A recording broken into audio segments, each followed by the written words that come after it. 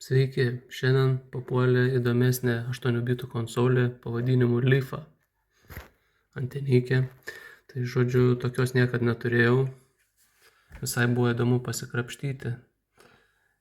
Čia jinai jau realiai užbaigta, tik tais dar dangtis neuždėtas. Padarytas video modas, nes originaliai ten nesuprasi iš vis, kaip ten kas rodė. Dabar rodo visai neblogai. Kas dar čia padaryta? Taip, čia pakeisti laidai. Čia uždėtas termokembrikas, kad jeigu netyčia nusitrintų. Bet čia niekas iš tikrųjų nejuda, šiaip uždėjau ir tiek. Tai va, pakeisti visi laidai. Šitie pultelių konektoriai kažkaip tai labai pigiai padaryti, slankioje dedant pultelius tai vieną, tai kitą pusę. Tai čia papildomai įdėjau skardeles su varžtais ir sutvirtinau karštais klijais, tai dabar šiek tiek jau panašiau. Tai va, tiek žinių.